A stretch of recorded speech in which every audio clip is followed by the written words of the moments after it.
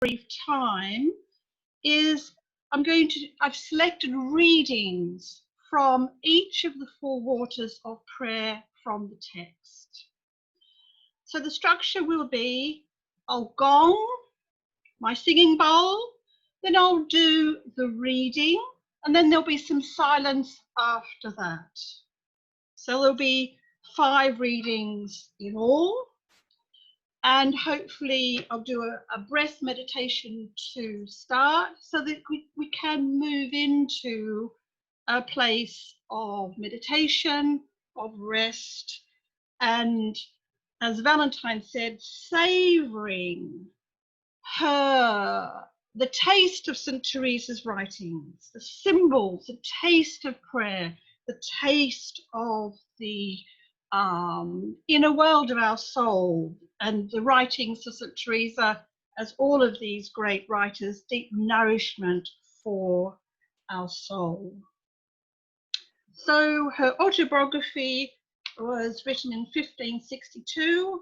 It's a great spiritual classic. If you haven't looked at it, I would strongly encourage you to have a look at it as a guide and help on your own spiritual journey. So what we're going to do now is a breath meditation. So what I'd like you to do, if possible, in your chair, or maybe if you can hear me, to maybe lie down somewhere. So moving into a place of meditation or prayer. Lying down or take your seat. Sitting straight back or on a meditation cushion. Eyes opened or eyes closed. Eyes closed or eyes open, so you're looking down a little bit. Not focusing certainly on the screen or any object, but really going within in your own subjectivity. So just get a sense of where your feet are, feet resting on the ground, placing your hands, palms up on your thighs, or if you're lying on the floor beside you.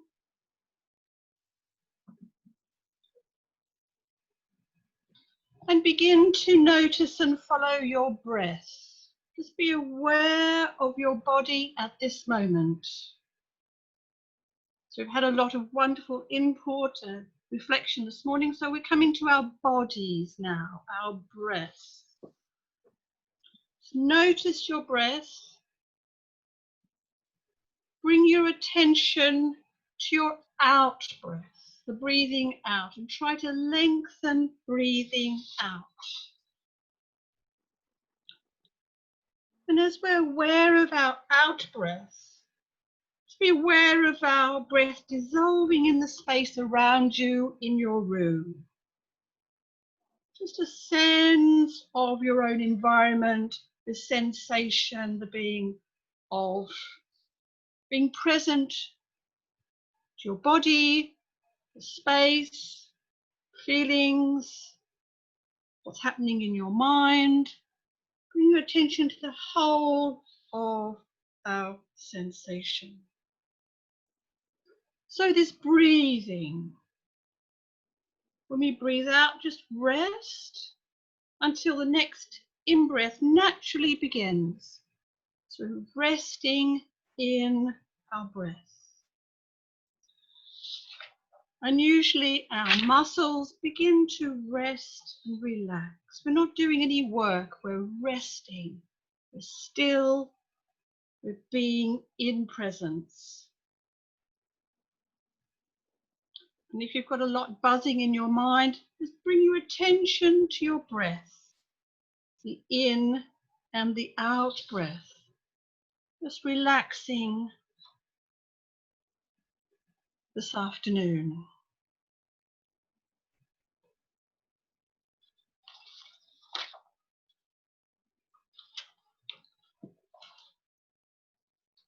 So the first reading is on Teresa's allegory of the 4 waters of prayer.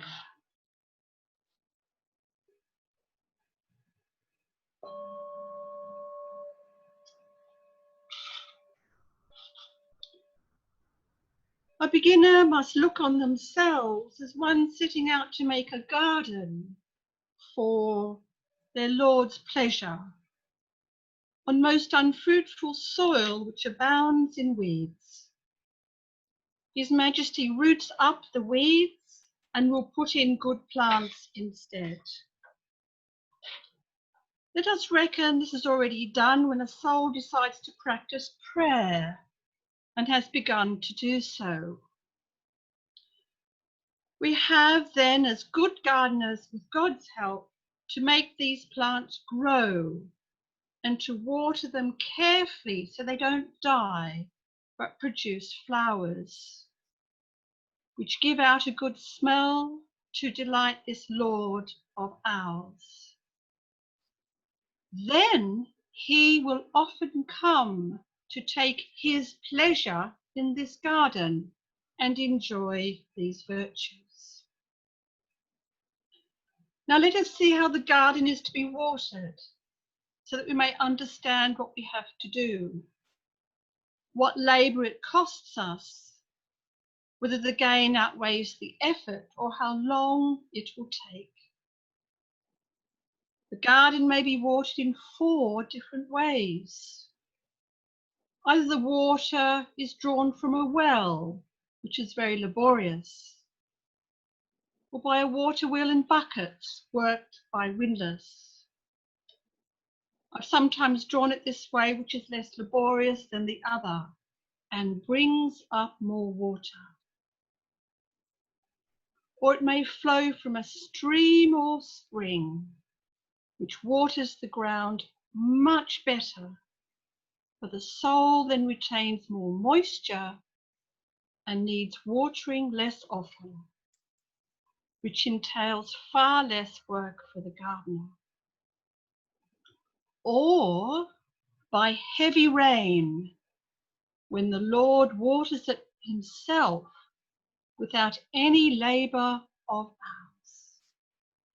And this is an incomparably better method than the rest.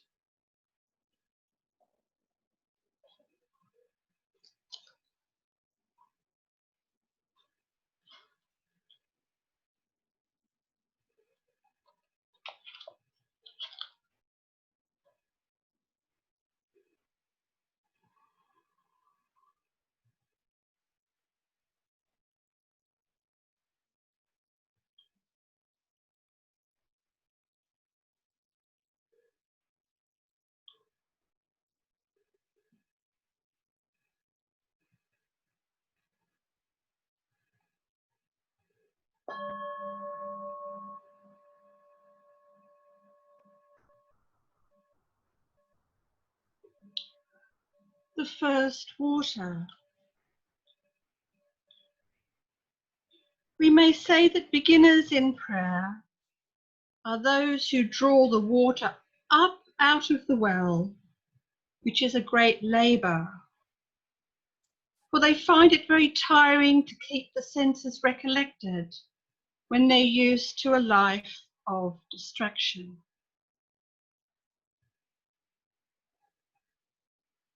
Beginners often have to accustom themselves to pay no attention to what they see or hear, and put this exercise into practice during their hours of prayer. This is what I mean by beginning to draw water from the well, and God grant there may be water in it. But at least it doesn't depend on us. We have only to draw it up and do what we can to water the flowers.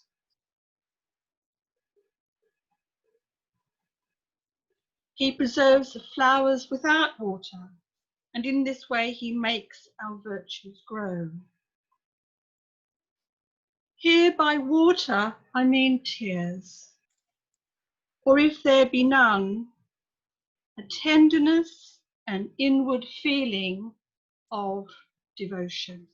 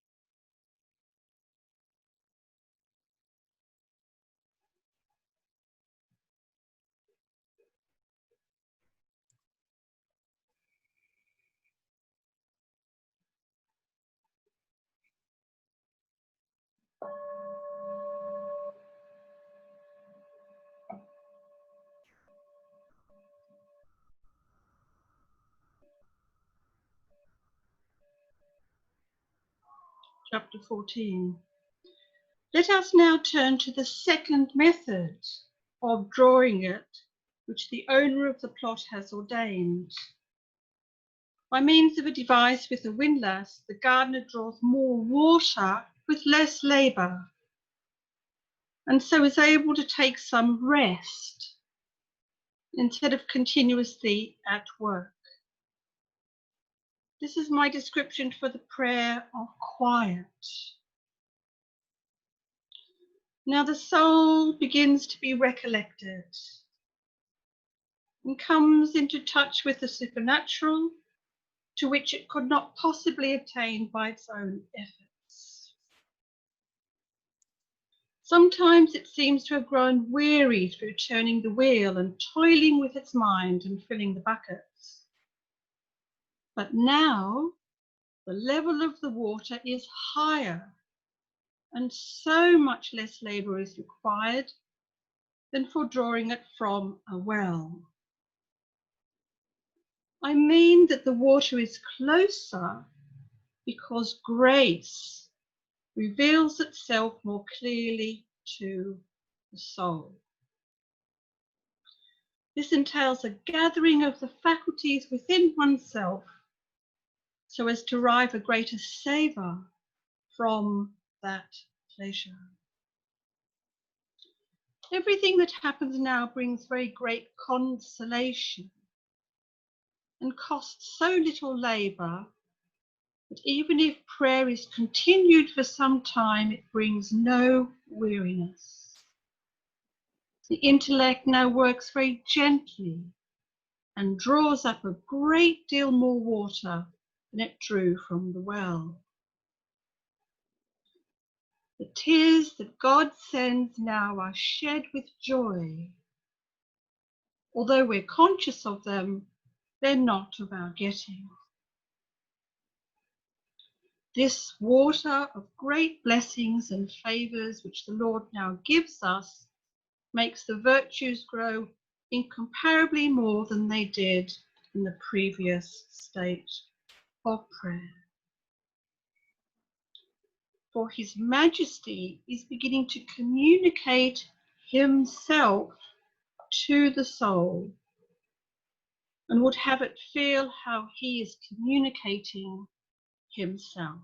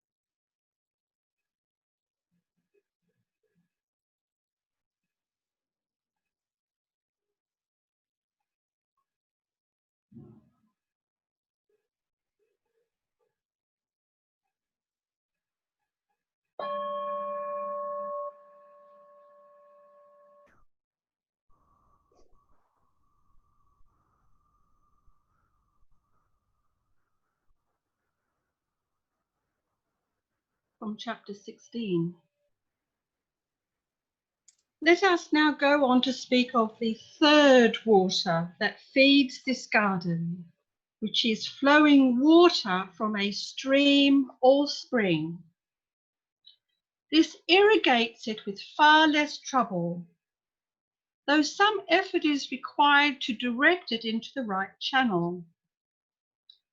But now the Lord is pleased to help the gardener in such a way as to be, as it were, the gardener himself. For it is He who does everything. The pleasure, the sweetness and delight are incomparably more than in the previous state. For the water of grace has risen to the soul's neck, and it is powerless, knowing neither how to advance or retreat. What it wants is to enjoy its very great glory. It takes unutterable delight in the enjoyment of its agony, which seems to me like nothing else but an almost complete death to all things of the world, and a fulfillment in God. I know of no other words with which to describe or explain it. The soul doesn't know what to do. It can't tell whether to speak or be silent, whether to laugh or weep.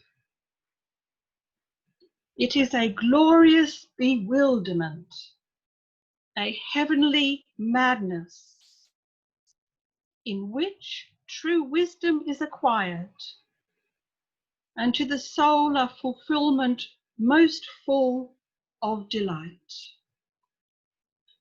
The soul longs to pour out words of praise. It is a sweet unrest and cannot contain itself. The flowers are opening and beginning to give off scent.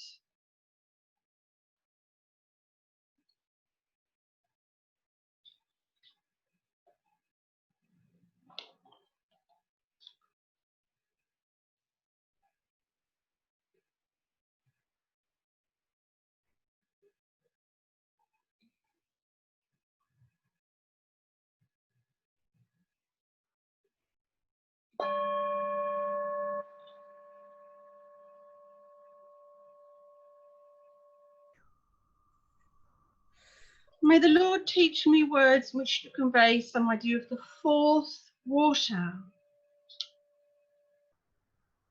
It retains the sense to know that it is still here and to feel its solitude.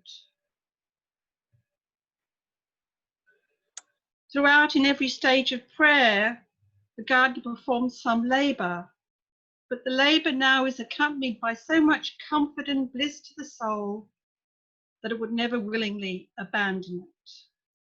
So the labour is felt as bliss. I'm now speaking of that rain which comes down abundantly from heaven to soak and saturate the whole garden. If the Lord never ceased to send it whenever it was needed, the gardener would certainly have leisure. If there were no winter but always a temperate climate, there would never be a shortage of fruit and flowers. So this heavenly rain very often comes down when the gardener least expects it.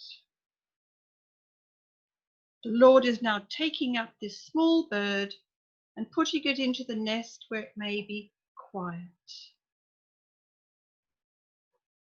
He has watched it fluttering for a long time, trying with its understanding and will and all its strength to find God and please him. And now he is pleased to give it its reward in this life.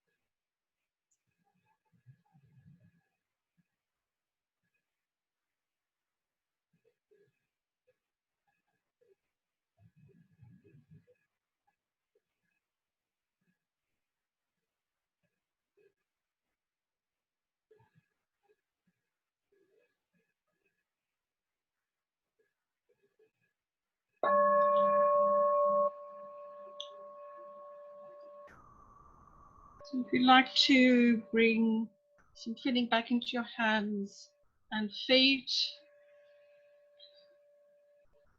coming out of the meditation now, moving around a little bit perhaps. If you're lying down, maybe begin to move and prepare ourselves for the next session this afternoon. Taking a few deeper breaths in, trying to retain the savour of the waters within you, the taste. And slowly bring yourselves back into the Zoom room.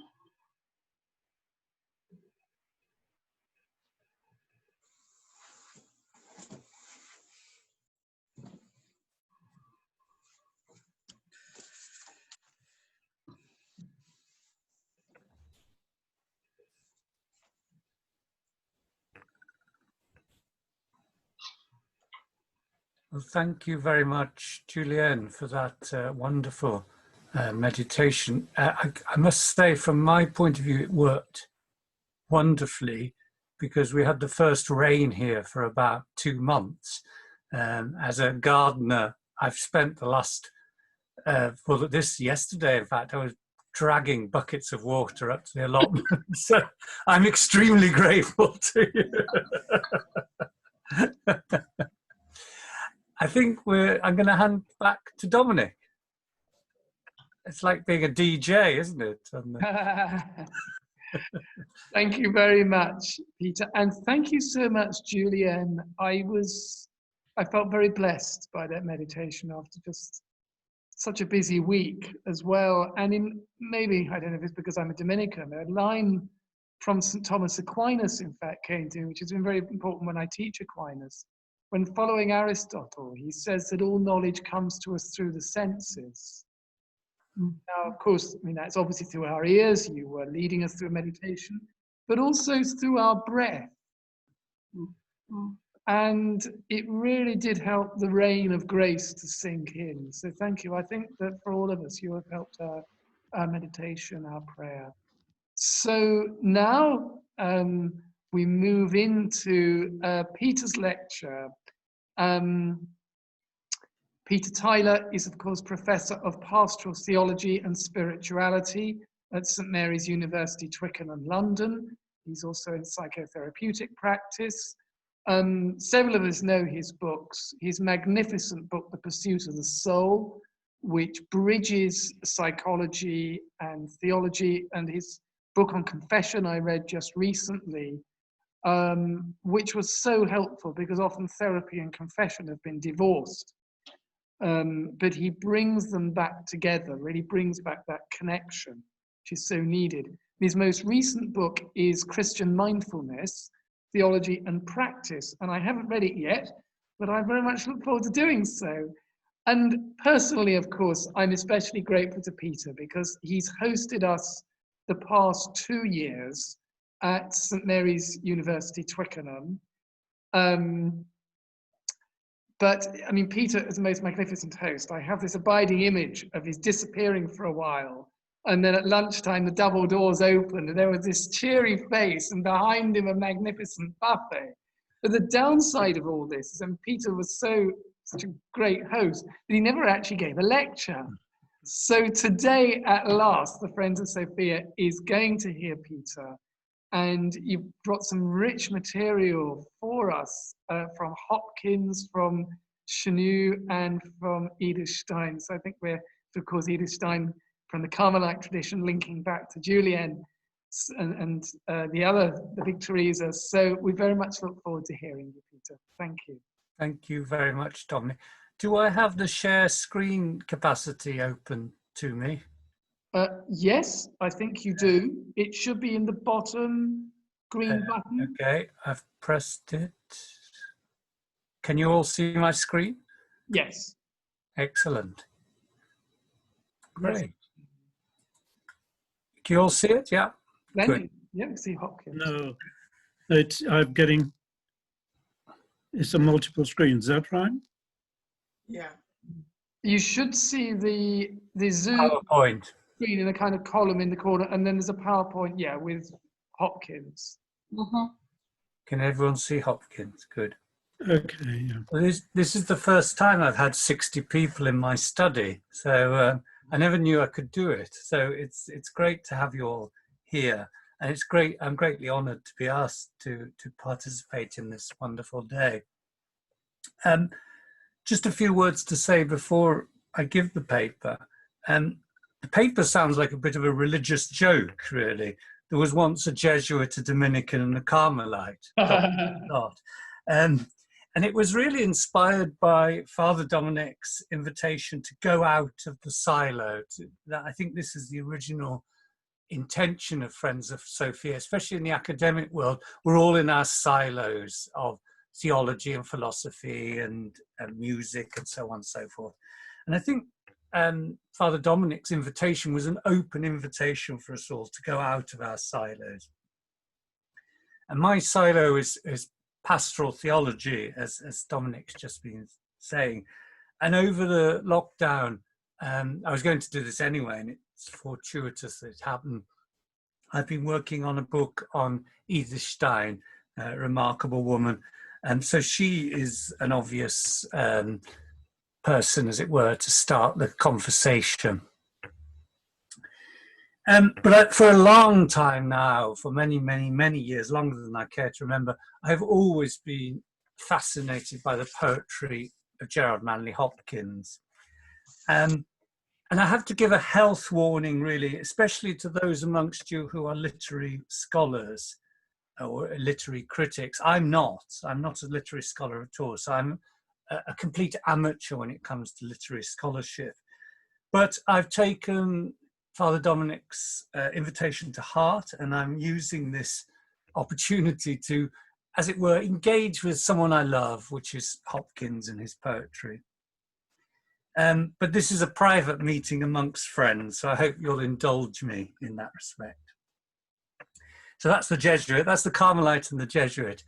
The Dominican, as you would expect, Chenu, Marie-Dominique Chenu, is the one who brings the intellectual heft to all this. And he is, again, a figure who I've long been fascinated by, and I really wanted an excuse to go into his works. So that's really what I'm going to be doing. For those of you who want to go and have a meditation or go and do a bit of gardening, now it's raining, or have a little sleep, I can basically tell you what the paper is in 2 minutes. And really what I'm going to do in this time is I'm going to follow Chenu and Stein, who themselves are following Dionysius the Areopagite, who himself is in the Platonic tradition, which we started with Douglas this morning. And from this lineage, I'm developing this idea of the symbolic. Now, I've written on my synopsis there, and I wrote this synopsis, unusually for me, months ago, before COVID was a twinkle in a microbiologist's eye. And what I've written there is, how do we find divine harmony, which is the theme of today, in the disharmony of the world around us? So we've had so far today a lot of harmony and the wondrous music of the spheres and so on. I'm talking about disharmony. I'm talking about the breakdown, as it were, and the dark side. And as I say, when I wrote this paper, perhaps I had a premonition. I had no idea that I'd be delivering it in my living room in these circumstances. And my answer to that question from a Christian perspective, and that's what I'm presenting here, is that the answer is essentially symbolic. And so what I will do in this time, I shall present what I understand by the Christian understanding of the symbolic, and then I'll apply it to the circumstances within which we find ourselves today. And throughout that, I'm going to intersperse the poetry of Hopkins. I'm not, as well as not being a literary scholar, I'm not an actor, and unlike Valentin, who was Shakespeare was brilliant earlier. But I am going to try and read portions from the Wreck of the Deutschland, which is really the theme of the whole day. Hopkins is extremely difficult to read. Someone very kindly sent me an old recording by quite a fruity thespian in the middle of the 20th century. And you really have to work hard to read Hopkins. So I'm going to do my best. It's not going to be a professional rendition. So that's the menu, and here is the meal. So I'd like to begin with the first stanza of the Wreck of the Deutschland.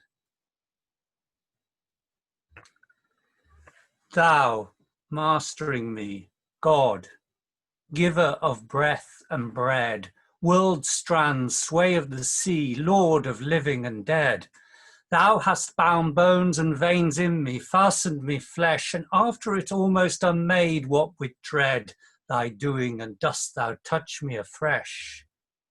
Over again, I feel thy finger and find thee. The circumstances surrounding the writing of one of Hopkins's greatest poems, if not one of the greatest pieces of 19th century English literature, are almost too well known to be reiterated again. Yet, as with the beginnings of John of the Cross's poetic career in the dungeons of Toledo, or Saint Teresa of Avila's whilst recovering from a life-threatening illness, it is worth recalling these circumstances so as to give us an insight into the underlying theme or the colour of the work. Hopkins, as an undergraduate, was lucky enough to have studied in another place, not Cambridge, in Oxford in the 1860s.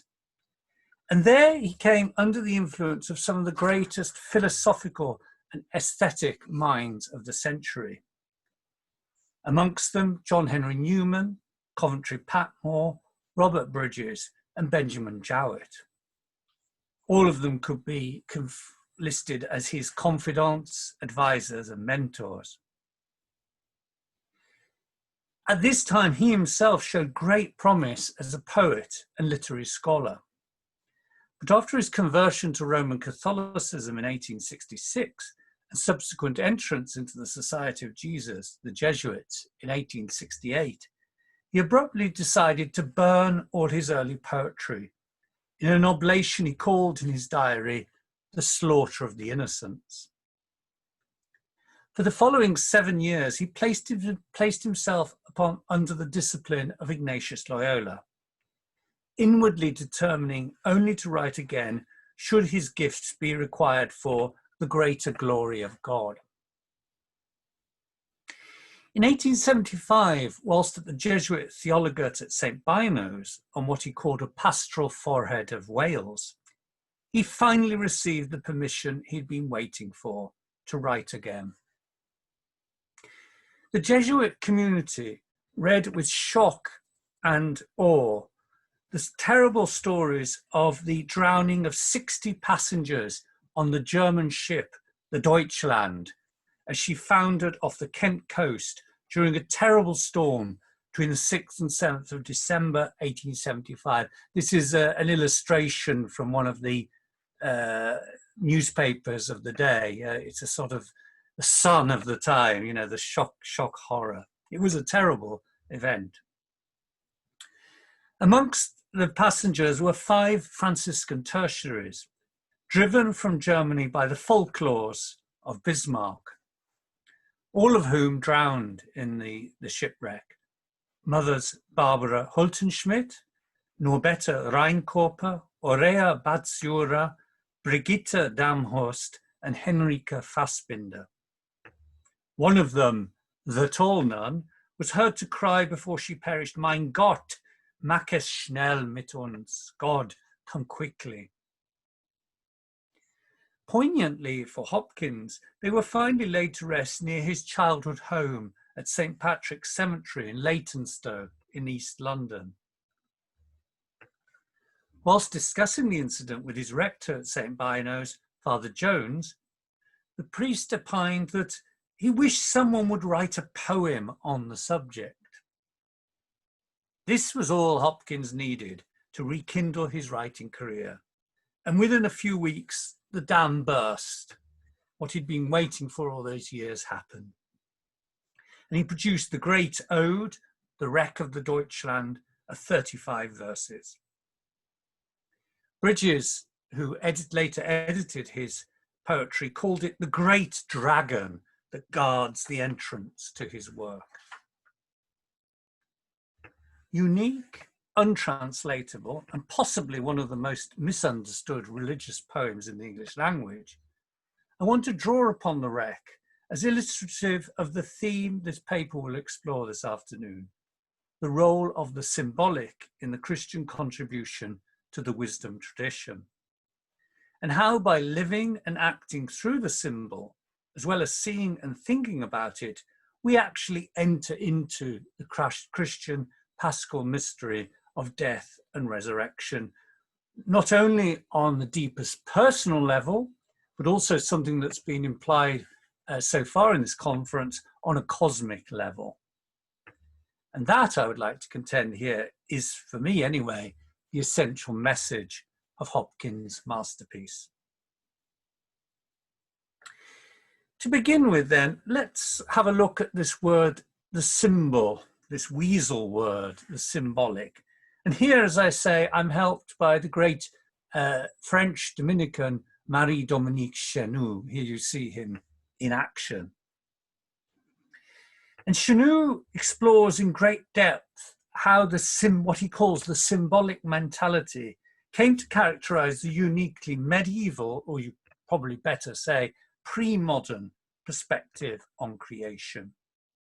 The term symbol from the Greek literally means that which throws together, symbalein. And it had been associated with Christianity and Christians since its early days. In 250, for example, Saint Cyprian of Carthage, commenting on its manifestation in the Apostles' Creed, remarks that it is the mark that distinguishes the Christians from the pagans. If we follow Chenoux's logic or argument, the symbolic is for the medievals that which was to be distinguished from the dialectic. It was not considered another form of logic, so it wasn't another logic, it was another way of showing truth. So you show truth through dialectic in the schools, and you show truth through the symbolic. Here are some quotes from Chenoux's wonderful book, Nature, Man and Society in the 12th Century, published in 1957 and republished 7 years ago. To bring symbolism into play was not to extend or supplement a previous act of the reason. It was to give primary expression to a reality which reason could not attain, and which reason, even afterwards, could not conceptualize. In this respect, Chenoux contrasts the earlier psychologization of Augustine's approach with the non-reducible symbolic of Dionysius, making here a distinction between the signs of Augustine and the symbols of Dionysius, even though both streams would continually interact with each other throughout the medieval period and even into the early modern period. In this respect, he characterizes the medieval period as being dominated as much by the symbolic as the dialectic. In the whole range of its culture, the medieval period was an era of the symbol. Drawing upon the works of Alan of Lille, the various Arthurian romances, he's a very expansive thinker, philosophical commentaries, liturgical texts, biblical exegesis, and pastoral letters, Chenoux presents not only a medieval guide to the symbolic mentality, but even a series of laws that guided that mentality.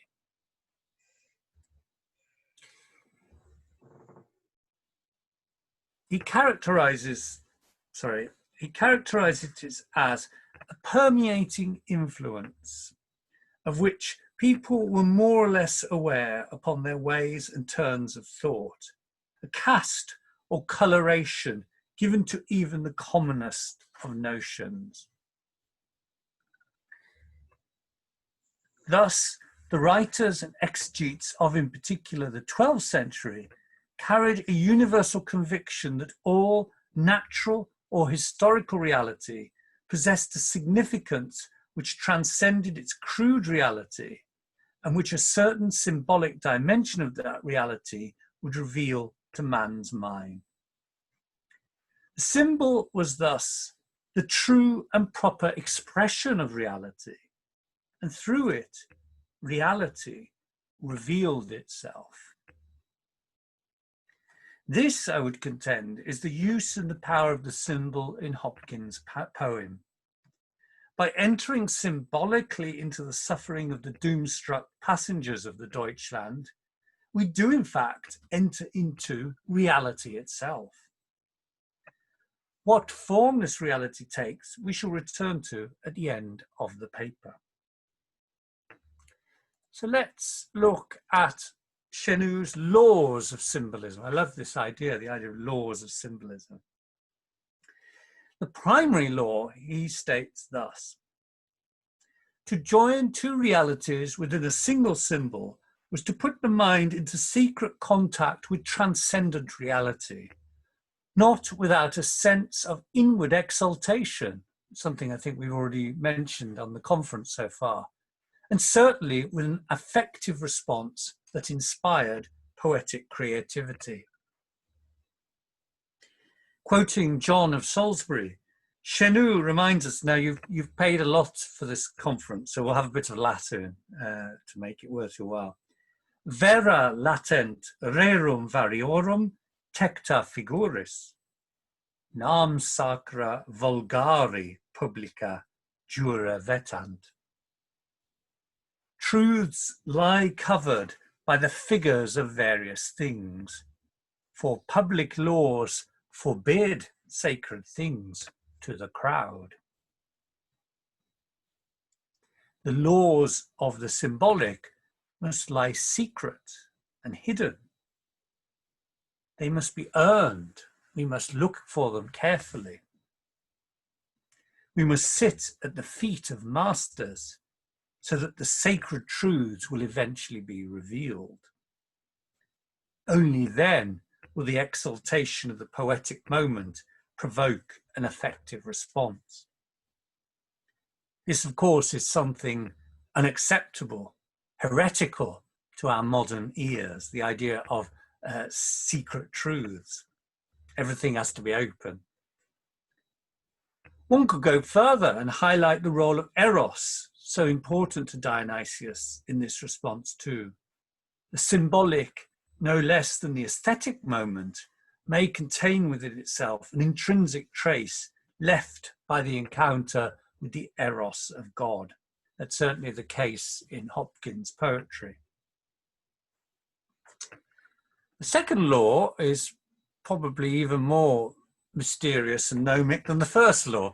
I don't expect you to take all this in one go. It's taken me years to get to grips with some of this stuff.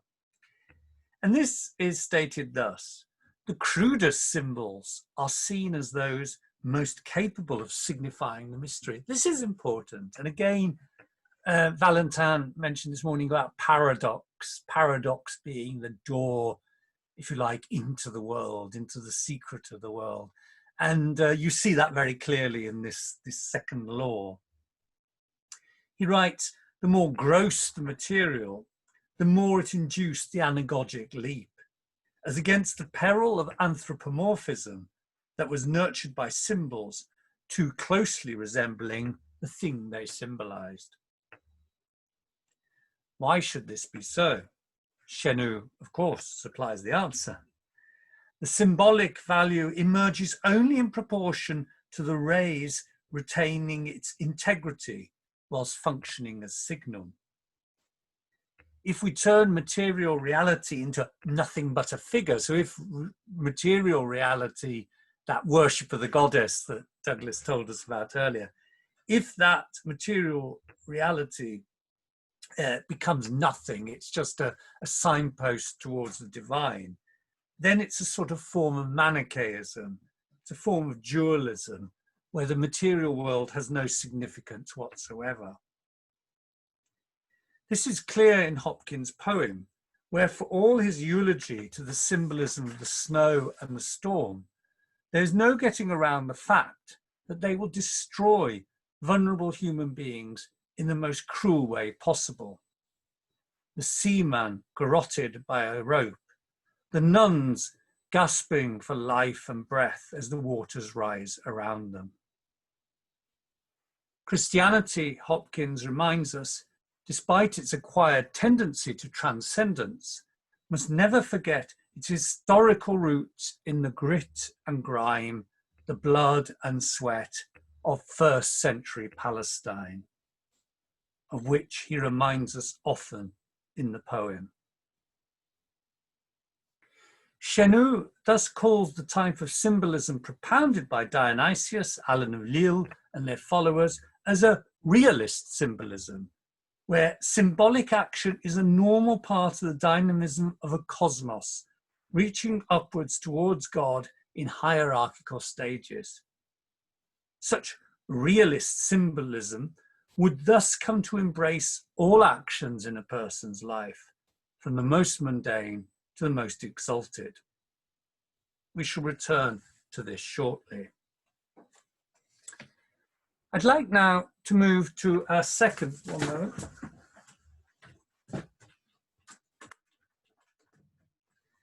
I'd like now to move to our second conversation partner. This is Edith Stein, person I introduced at the moment, at the beginning. This is the last known photograph of her. It's an extremely beautiful photograph. She needed a passport to get out of Nazi Germany. She was actually trying to get to Switzerland. Her habit was so well used, she had to borrow one of the other sisters' habits for the photograph. And this is her passport photograph that she used to try and escape Nazi Germany. Sadly, she wasn't able to. So another fascinating and misunderstood writer, Edith Stein, Theresia Benedicta a Cruce. Appropriately enough, in the light of the discussion we're having this afternoon, the last academic paper she wrote before her death in the Nazi extermination camp of Auschwitz was on the symbolic in Dionysius. In 1940, Professor Marvin Faber, one of Edith's old circle of Göttingen phenomenologists, who had been driven out of Germany by the anti-Semitic policies of the Nazis, wrote to Stein at a convent in Echt, in Holland, asking for a contribution to the newly created Journal of Philosophy and Phenomenological Research. The result was the article we now know as Ways to Know God, the Symbolic Theology of Dionysius the Areopagite and its Objective Presupposition. Even though it wasn't published in her lifetime, the academic journal didn't want to publish it. It is her last academic article. And when she was taken by the Nazis, by the Gestapo, she was working on her last piece, The Science of the Cross, which she tells us has a great deal of interconnection with her ideas on Dionysius. So what you get here in this article is very much an insight into her final thought.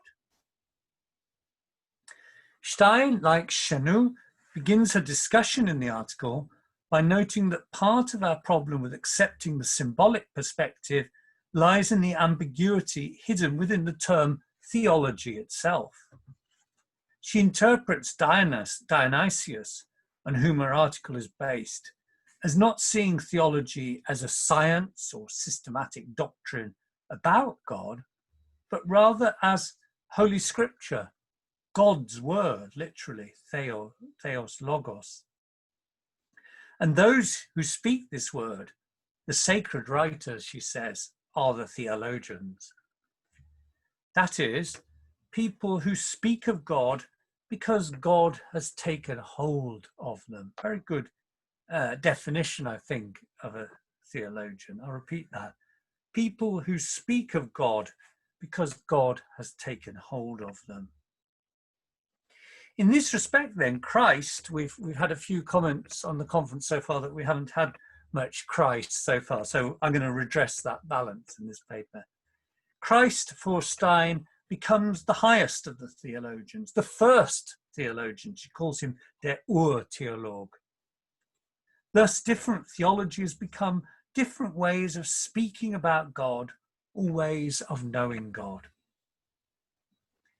Accordingly, what we are speaking of in this paper is thus on the threshold of the deepest mysteries of human existence.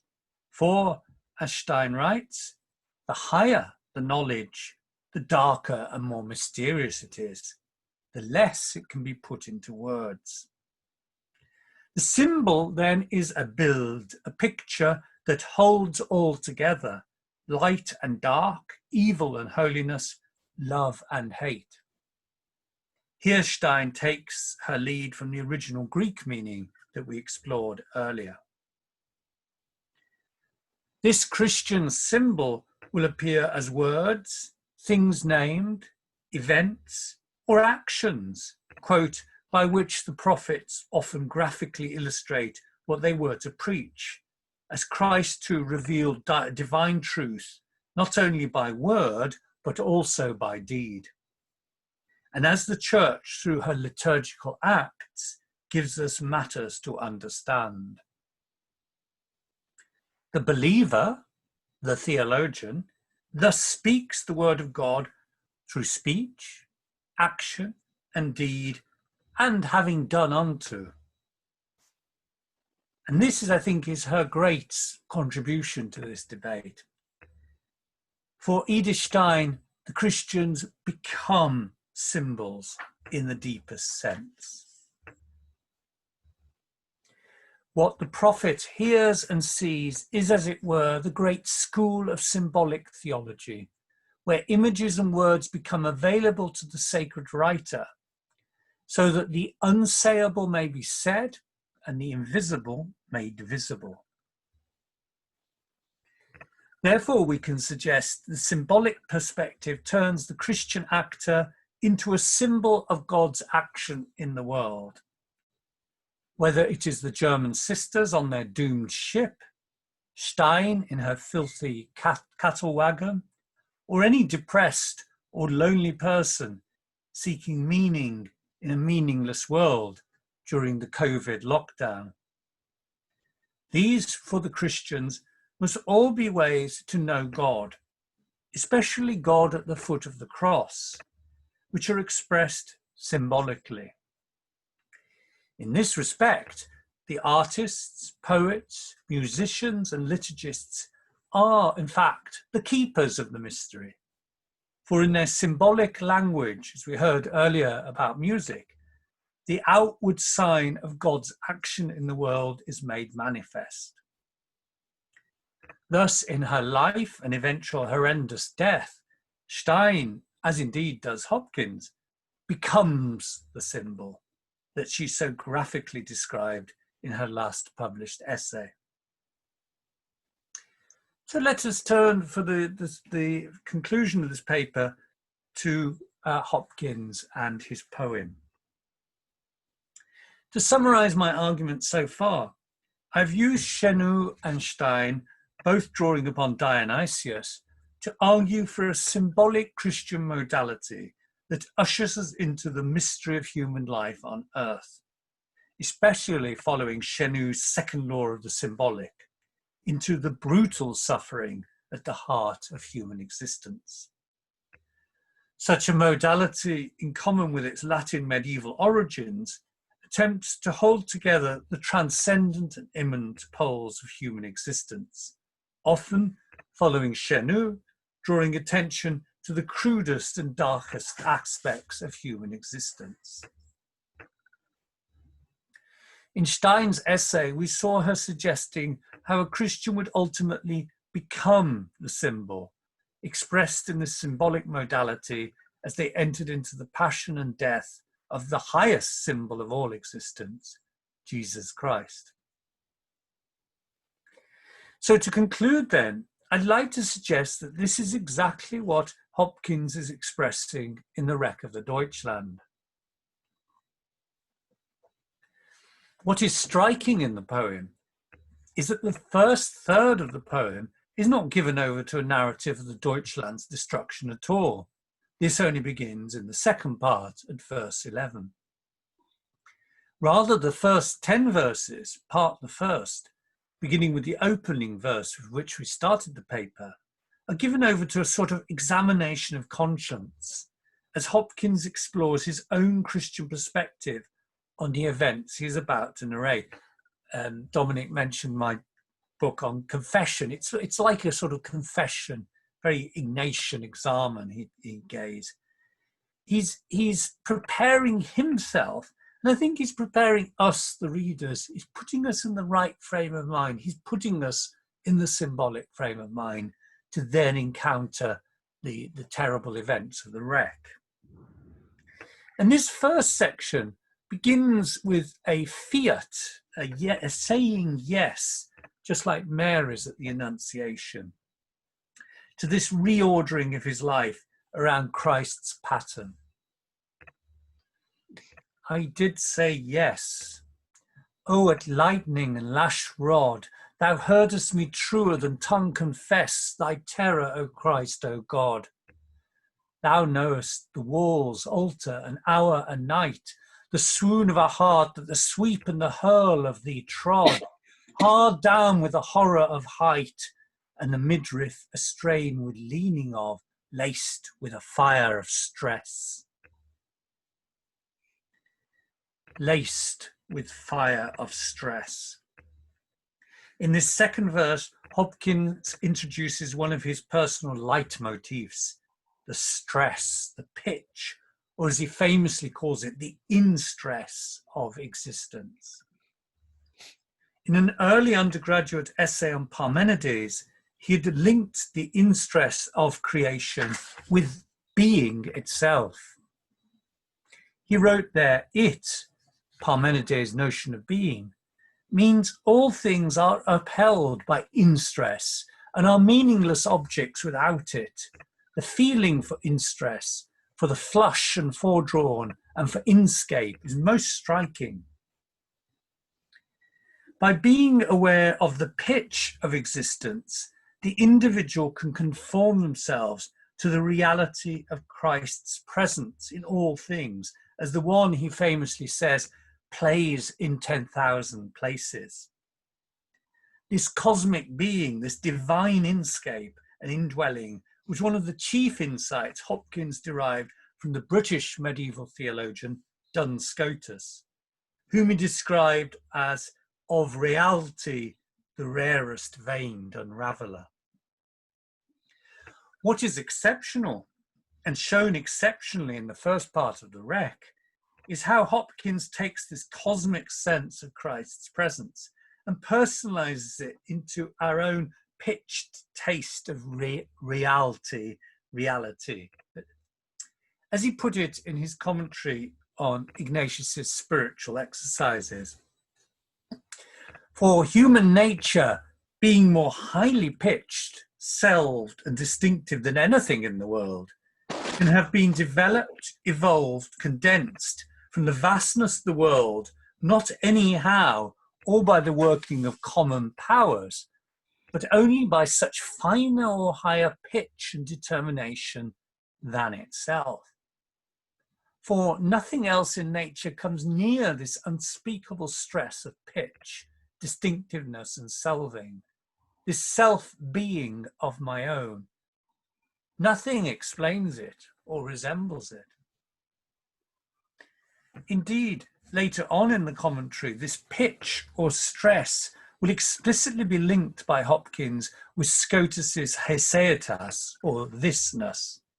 He writes, is this pitch, or whatever we call it then, the same as Scotus's heseatas?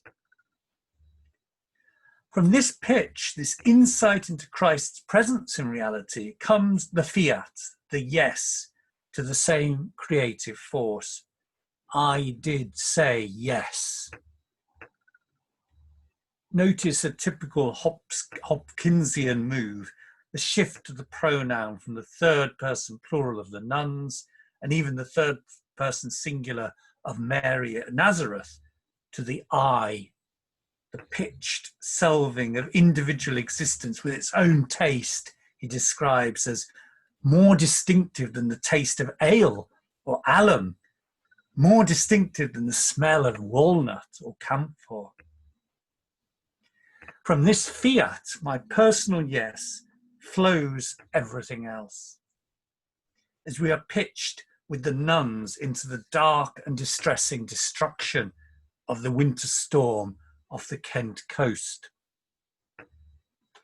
I kiss my hand to the stars lovely asunder, starlight wafting him out of it, and glow, glory and thunder.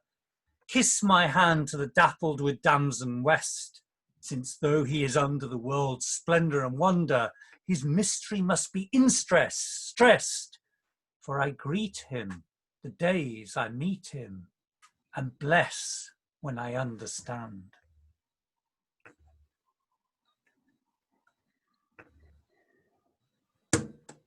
Sorry. Not out of his bliss springs the stress felt, nor first from heaven, and few know this, swings the stroke dealt. Stroke and a stress that stars and storms deliver, that guilt is hushed by, hearts are flushed by and melt, but it rides time like riding a river, and here the faithful waver, the faithless fable and miss. The faithless fable and miss. The symbolic presence of Christ is the key, not only to my own existence as a believer, but to all that happens in the world, including its grossest and coarsest destruction, as depicted in this poem. For the symbolic interpretation of these events comes through our knowing Christ. It dates from the day of his going in Galilee. Warm laid grave of womb life grey, manger maiden's knee. The dense and the driven passion and frightful sweat. Thence the discharge of it there, its swelling to be, though felt before, though in high flood yet, what none would have known of it, only the heart being hard at bay. From this symbolic perspective, even the ghastly events off the Kent coast begin to make sense. The poetic representation of the symbolic thus presents for the Christians something of the structure of the universe. As it were, we have an insight into that secret structure of the universe that Valentin mentioned this morning. And God's saving and, yes, loving plan for suffering creation. In this respect, then, the winter storms that destroy the Deutschland become the symbolic signifiers for Hopkins' vision of the Creator's plan for the creation.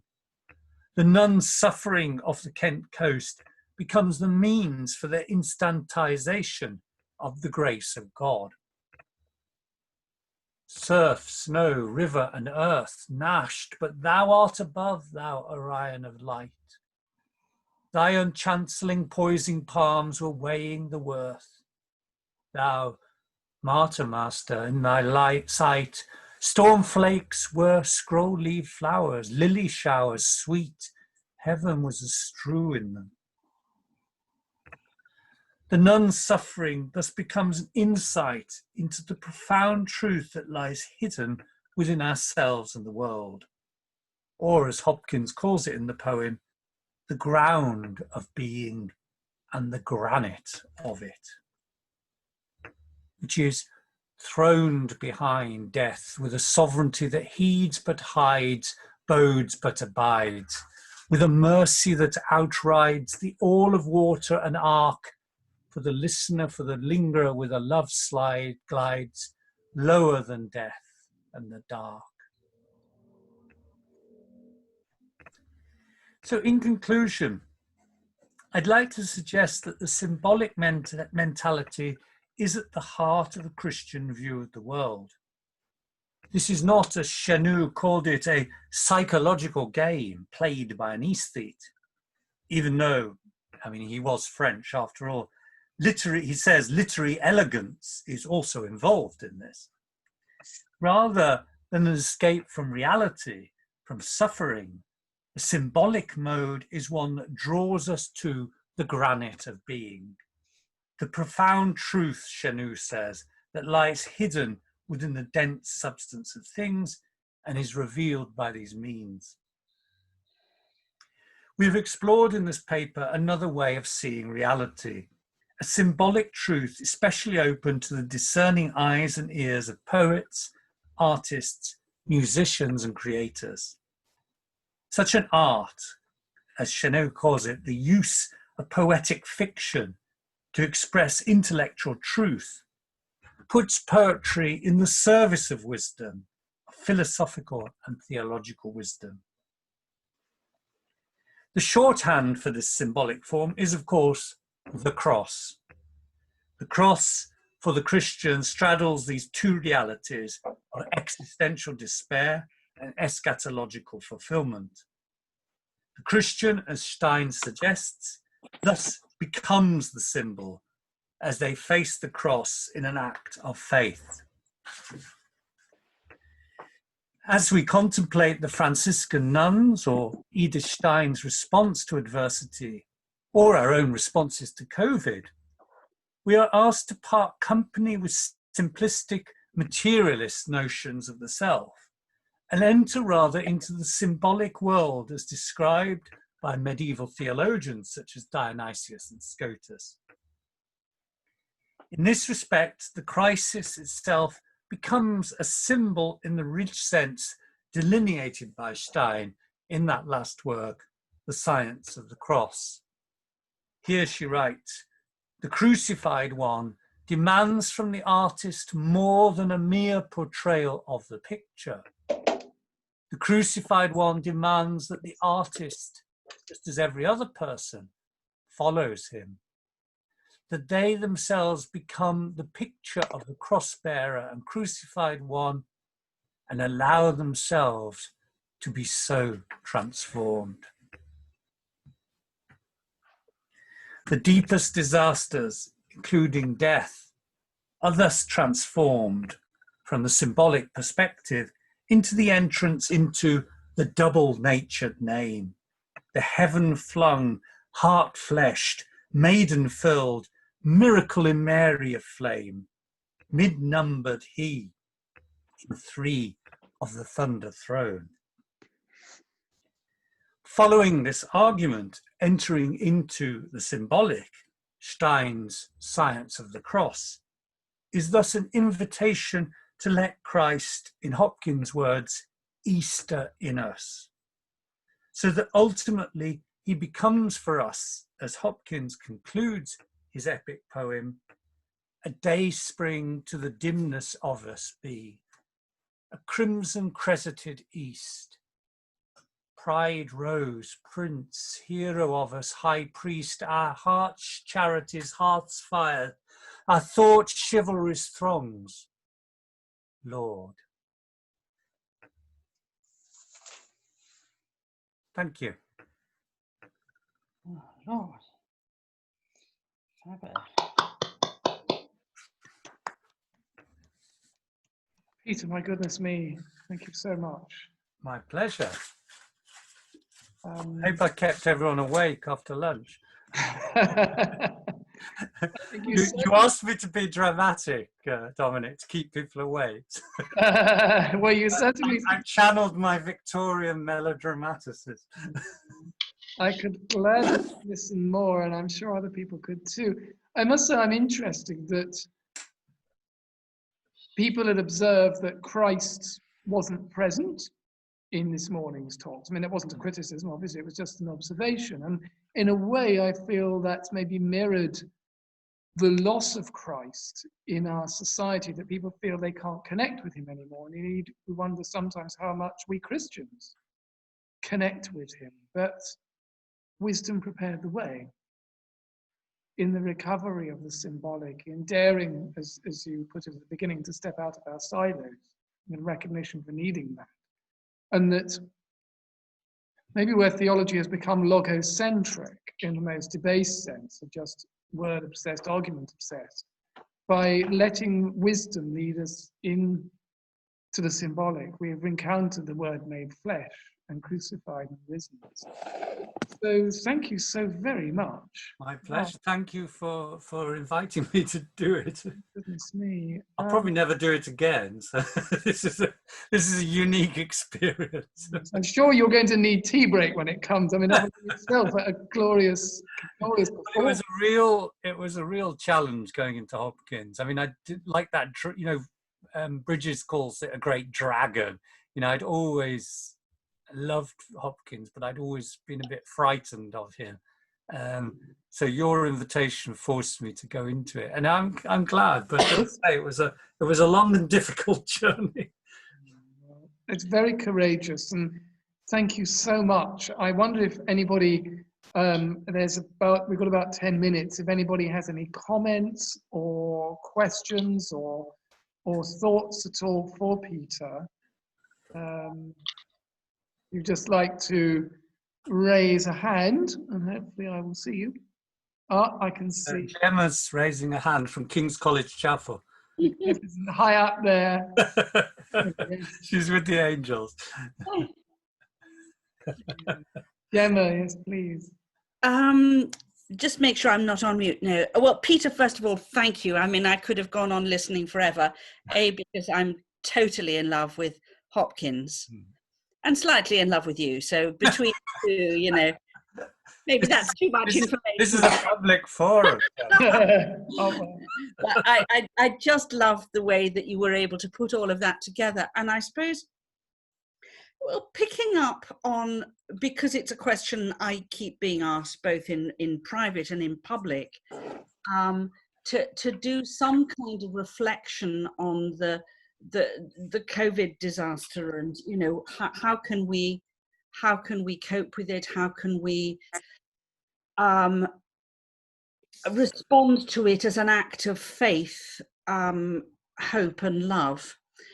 And I suppose, while I'm hugely taken by the links you make there, in terms of Edith Stein as well, her response to the disaster that faced her, and how we embrace the cross in these things,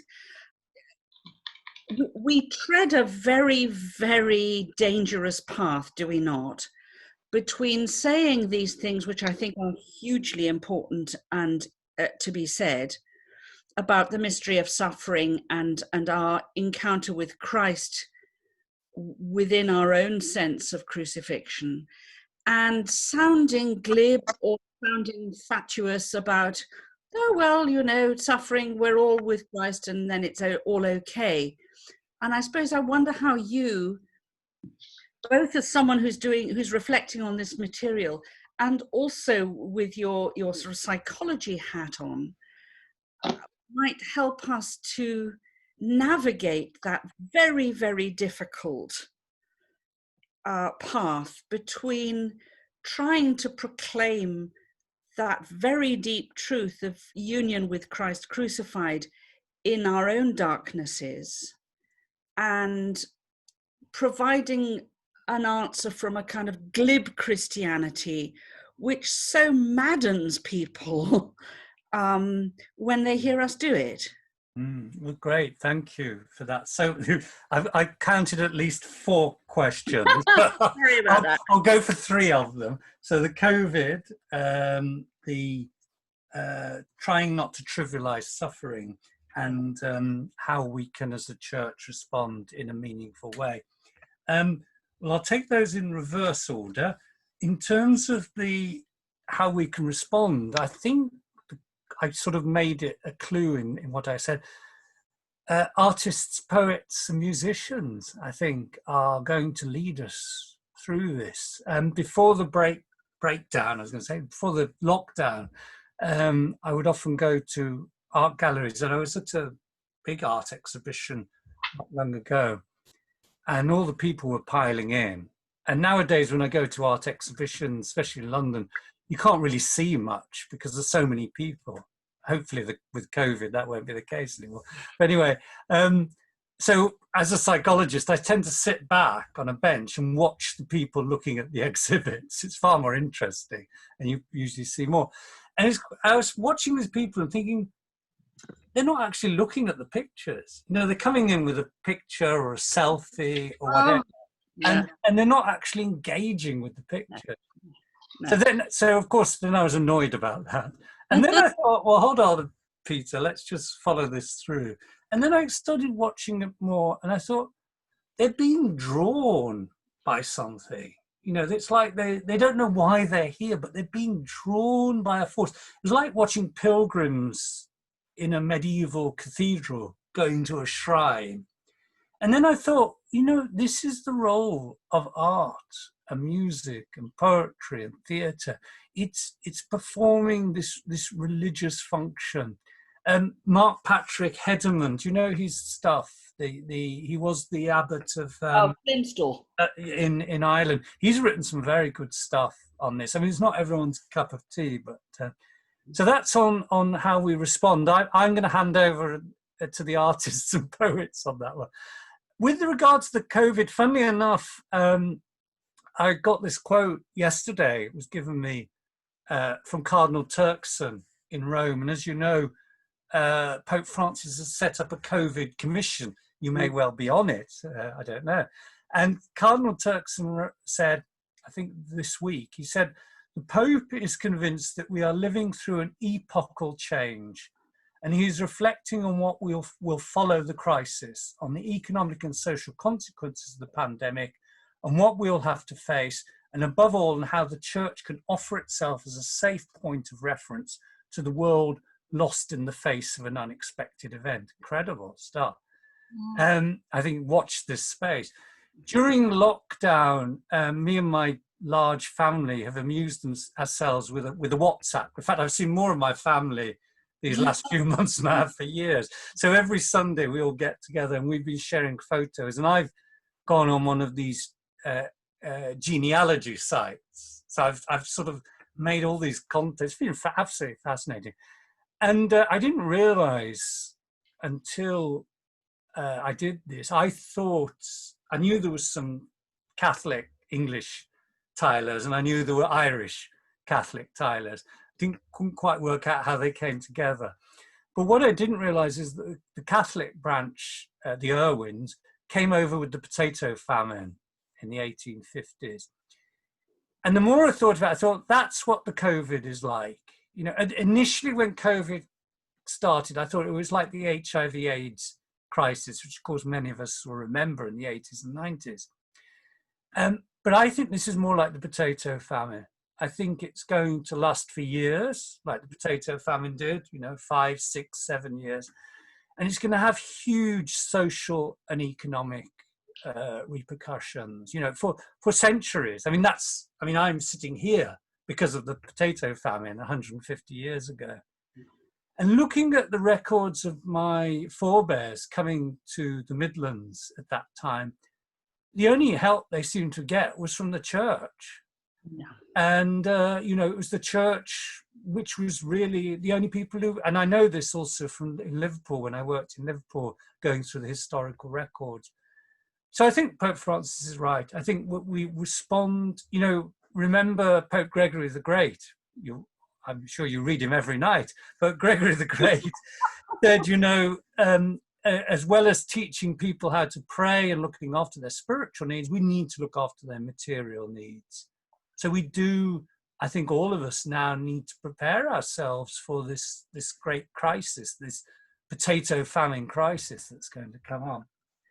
And then the third thing you said about not to over-spiritualize things, well, I think that's why I put emphasis on, Chenu is, I know actually very little about the person of Chenu, but his writings, he seems very eccentric and quite theatrical, very French, rather wonderful.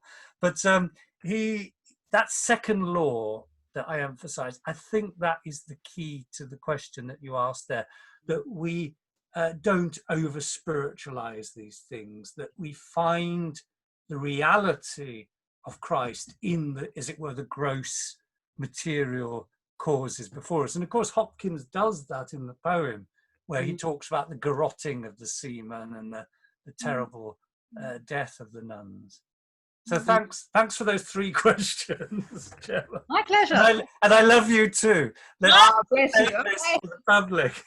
Not Cora. Thank you both. Was there a question from Sister Anne? Just wondering, I thought I saw her hand up earlier.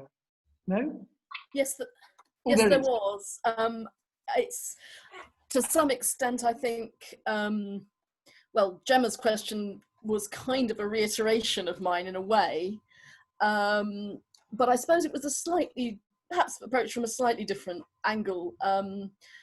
My own research, doctoral research at the moment, is on the relationship between ecclesiology and the mystery of suffering. So very much the idea of how Christian suffering can represent the suffering of Christ in a way that's not, as sometimes I think our tradition sadly has encouraged people to think of it, in a rather pathological way of the kind that Gemma was partly alluding to at the beginning of her question.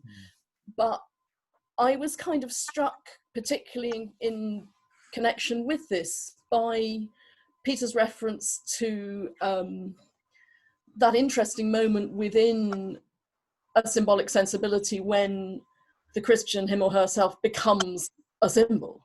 And that's kind of related, or at least it kind of rang alarm bells in my head, or you know, good alarm bells. It's related to an idea I'm kind of wrestling with it, which is the idea of a Christian life, or the life of a Christian community, as a kind of work of religious art, in a sense. That's one of the things that fascinates me about art of the Passion, but I think one could also say it about religious art that deals with suffering of the body of Christ, as for example, the Deutschland is, I think, a fabulous example of that, is that I know there's a huge debate about this amongst theologians, but it's at least plausible to say that if you paint a beautiful painting of the crucifixion, or if you compose the St. Matthew Passion, or indeed if you write the Wreck of the Deutschland, you're not simply lying. You're not saying that the hideous is not hideous. You're saying that there is a kind of a beauty within that, which, as Gemma says, obviously is a phenomenally kind of knife-edge thing to walk, because what one does not want to say is that suffering is beautiful. And I think that the key to walking that knife-edge responsibly has to be to do what Hopkins himself encourages us to do at the beginning of his last stanza, which is to let Christ Easter in us. In other words, this stuff can only work at all if it's fully Paschal. If our concentration on our representing Christ in his body is a kind of foreshortened Paschal mystery that stops with Good Friday, then that's no good. It has to have that kind of onward trajectory to the resurrection. And I'm just huge. My original academic background is in English literature, and as it happens, I think The Wreck of the Deutschland was the very first poem I wrote an essay on in Oxford. So this is kind of decades ago. So this is kind of memory lane. And I'll go back to Hopkins, and my supervisor will be really annoyed with me because this is yet another dialogue partner for the thesis where there are already far too many. But it just does really, really strike me as being the idea of Christian life as symbol, how that relates to the idea of Christian life as artistry, and that's it's hugely inspired me. So it's a very long and rambling question, but I wondered whether. Well, can I just sort of, I'm not going to be another backseat supervisor. Can I throw in another person for you to look at?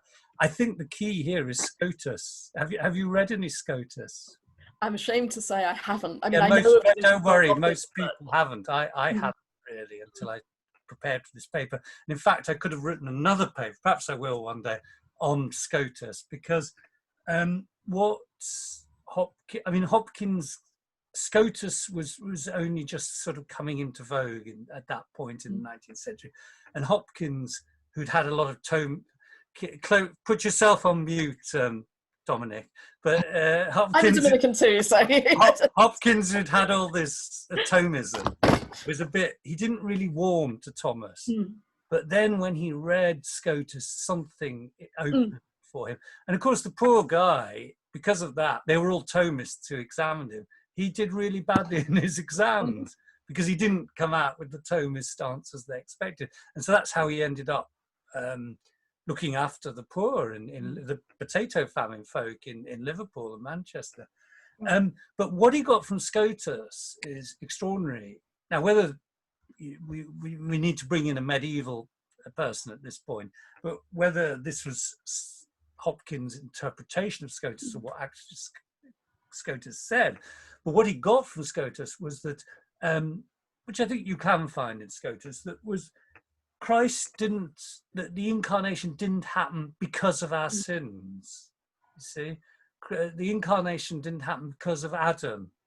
The incarnation would have happened anyway, because the love of God was so abundant that the incarnation was going to happen. And I think for I don't know where your research is going, but I think if this is the sort of metaphysic that's underlying what Hopkins is trying to do here, and that could really be very helpful, I think, for your thesis. So good luck with that.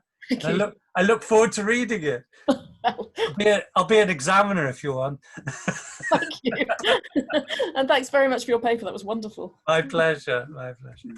We have gone slightly over, but I think this is very needed discussion. It is so topical. So I'm going to take a last question before the break from Archbishop Kevin. Yes, can you see and hear me? Oh, indeed, yeah. I've been watching you all day. Well, I won't delay tea too long, because this is really more of a comment than a question. Thank you very much for your paper, Peter. I think that one person I think I would add to your cloud of witnesses in what you're saying about symbolism would be Etty Hillsum. Oh, yes. She was the Jewish woman who died at Auschwitz. She had no formal training in Judaism. Her parents didn't know how to teach her. She never went to the synagogue and had no apparent interest in organized religion. And yet, in and through the experience, she discovers her responsibility for her fellow prisoners. She loves them. She has no resentment at all or anger towards the Germans. And she discovers God through experience. And I think she's a good example. In other words, she is a symbol in her journey and her person, and the way she embraced death at Auschwitz is symbolic in the sense in which you've been talking about, both for Jews and especially for Christians. And isn't it interesting that the three key witnesses in this respect are all women? Edith Stein, Simone Weil, and Etty Hillsum. There's a wonderful book written about the three of them, but there's something very moving there. Yes, it's just that I immediately found myself thinking very much about her as you were talking.